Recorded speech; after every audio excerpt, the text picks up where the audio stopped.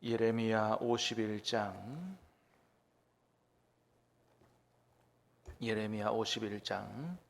11절부터 19절까지 말씀을 받겠습니다. 예레미야 51장 11절부터 19절까지 화살을 갈며 둥근 방패를 준비하라. 여호와께서 메대 왕들의 마음을 부추기사 바벨론을 멸하기로 뜻하시나니 이는 여호와께서 보복하시는 것 곧 그의 성전을 위하여 보복하시는 것이라.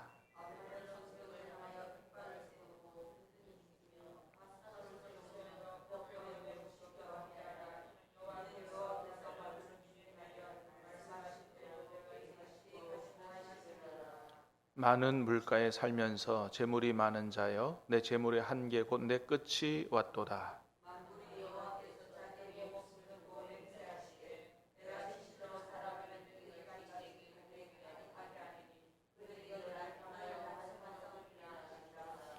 여호와께서 그의 능력으로 땅을 지으셨고 그의 지혜로 세계를 세우셨고 그의 명철로 하늘들을 펴셨으며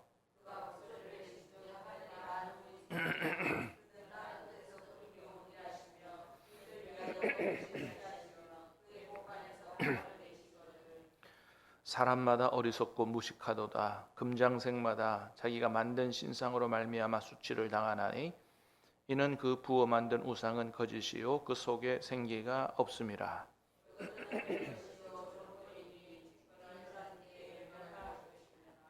같이 읽습니다. 야곱의 분깃은 그와 같이 아니하시나니 그는 만물을 지으신 분이요 여호와시니라. 아멘. 자, 오늘 말씀에는 성전을 파괴한 바벨론에 대한 하나님의 보복적인 심판과 또 그들이 섬기는 우상과는 차원이 다른 우리 하나님에 대한 말씀이 기록되어 있습니다. 자, 11절 말씀 다시 봅니다. 11절 시작. 화살을 갈며 둥근 방패를 준비하라. 여호와께서 메대 왕들의 마음을 부추기사 뜻하시나니 이는 여호와께서 보복하시는 것 그의 성전을 위하여 보복하시는 것이라. 자, 50장 51장에 하나님이 범죄한 회개하지 아니한 이스라엘과 열방을 향한 심판의 막대기로 바벨론을 들어 쓰셨는데 그 바벨론을 심판한다는 얘기가 기록되어 있다 그랬죠. 자, 오늘 말씀을 보니까 그 바벨론을 향한 심판을 왜 하시는지, 어떤 성격의 심판인지를 말씀해 주십니다. 자, 어떤 성격의 심판이라고 그랬어요? 하나님의 보복적인 심판이다 그랬죠. 왜 보복하십니까? 그의 성전을 위하여 보복하시는 것이라. 그러니까 바벨론이 남유다를 침공해 왔을 때 하나님의 뜻에 따라 적당히 해야 되는데 너무 잔인하게 또 하나님의 성전을 파괴하는, 하나님의 성전을 짓밟고 그 안에 성전 기물들을 다 뺏어가는 이런 하나님의 뜻을 넘어서는 이런 일들을 한 거죠. 그래서 그 일에 대해서 하나님이 그냥 넘어가시지 않겠다. 내가 나의 뜻을 이루기 위해서 너희를 잠깐 사용하는데 너희가 나를 대적해? 이렇게 이제 하시는 거죠. 넘어서지 말아야 될 선을 넘어선 거예요. 예. 자, 이렇게 성전까지 파괴한 하나님의 거룩한 곳을 짓밟은 이 바벨론에 대해서 하나님이 보복하여 심판하신다.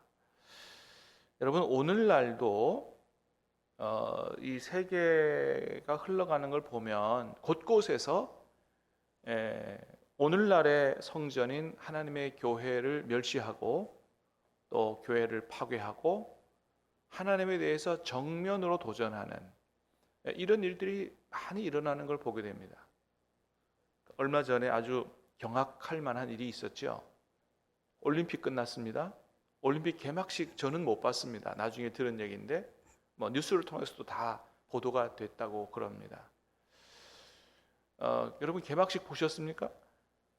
개막식을 할 때 올림픽 개막을 하면서 패러디를 했는데 예수님의 최후의 만찬 그림 여러분 기억나세요? 예수님이 탁자 가운데 앉아 계시고 12제자가 옆에 쫙 이렇게 앉아 있고 때로는 서 있고 이거를 패러디해서 동성애 찬양을 했다는 겁니다. 그러니까 예수님 자리에 누구를 갖다가 딱 세워놨냐 하면 동성애자를 갖다가 세워놓은 거예요. 동성애자를 세워놓고 예수님 주변에도 어떤 사람들을 세워놨냐 하면 남자들인데 여장을 한 남자들을 세워놨어요.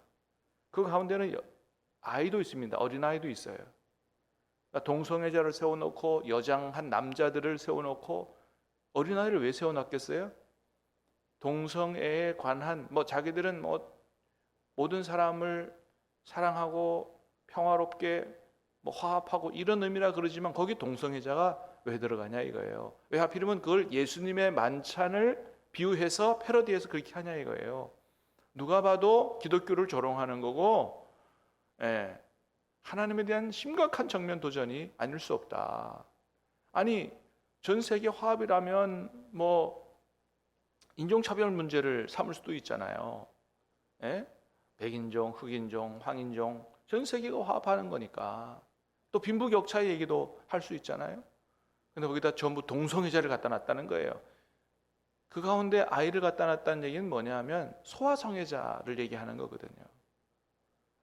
아니 전 세계가 즐기고 전 세계가 화합하는 이 올림픽 개막식에 예수님의 마지막 만찬을 동성애자들로 도배를 하고 했다고 하는 것은 이것은 하나님에 대한 정면 도전이다. 이렇게 해석하지 않을 수가 없는 것이죠. 여러분 정말로 그들이 겉으로는 세계 화합했지만 정말 그런 의도를 가지고 했다. 하나님께서 간과하지 않으실 거다. 반드시 하나님 거기에 대해서 책임을 물으실 거다. 그건 예수님을 조롱해도 정면으로 조롱하고 대적한 일이기 때문에 그렇다. 여러분 우리가 사는 시대가 지금 이런 시대다. 아니 세상에 뒤에서 그냥 몰래 하는 것도 아니고 올림픽 개막식에 그런 짓을 하고 있다라고 하는 거죠.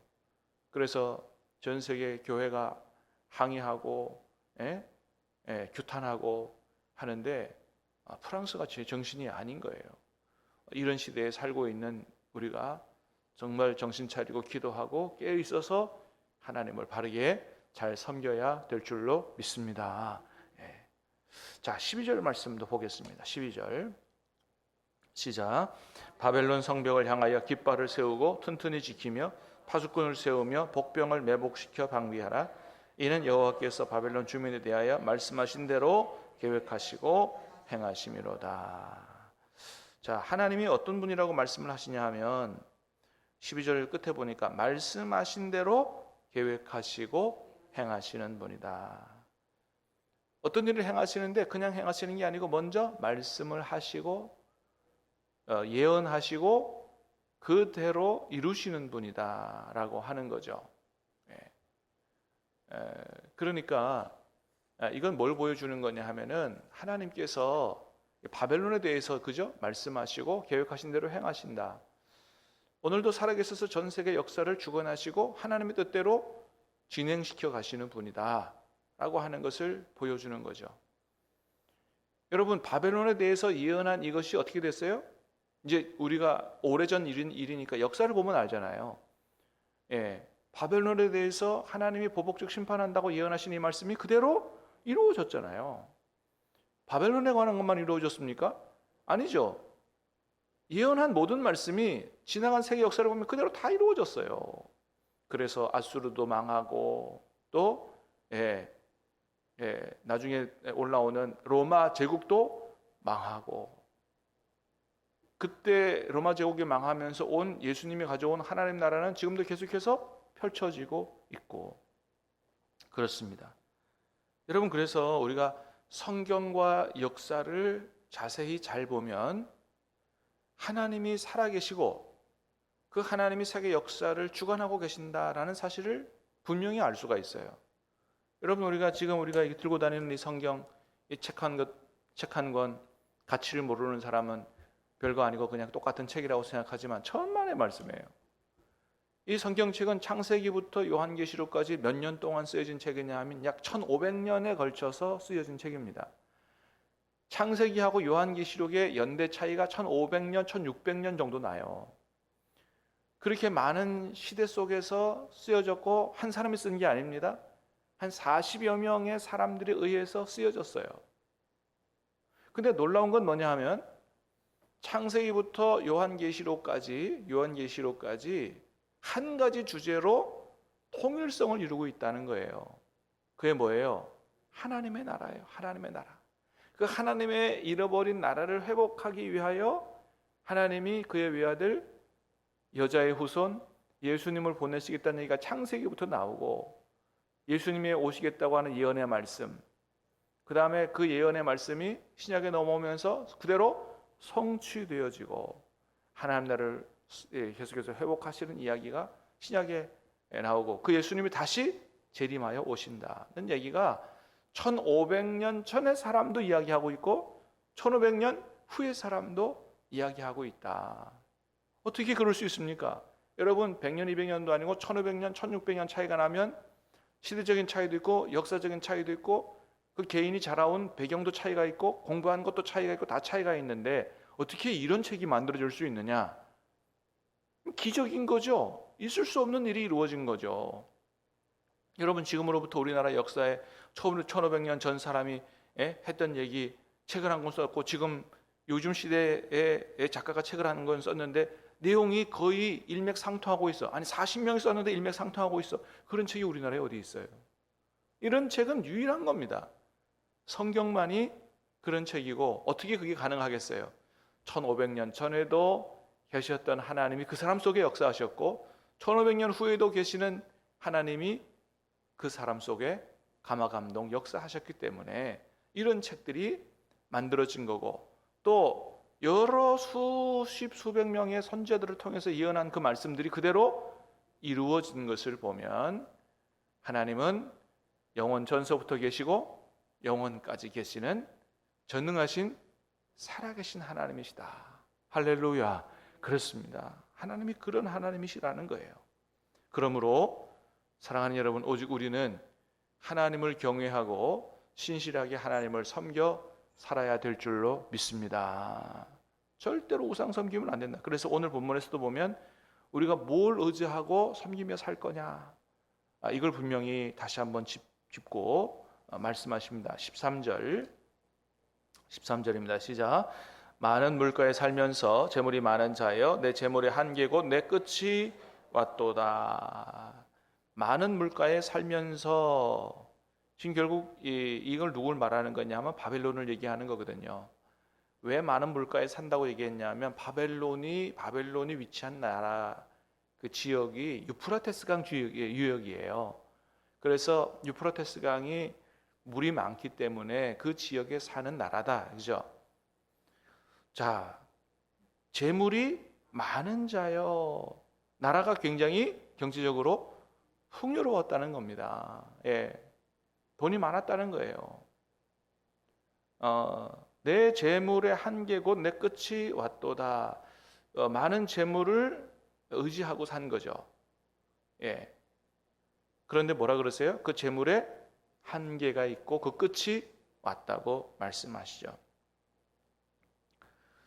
자, 17절서부터 19절도 한번 볼까요? 시작. 사람마다 어리석고 무식하도다. 금장색마다 자기가 만든 신상으로 말미암아 수치를 당하나니 이는 그 부어 만든 우상은 거짓이요 그 속에 생기가 없음이라.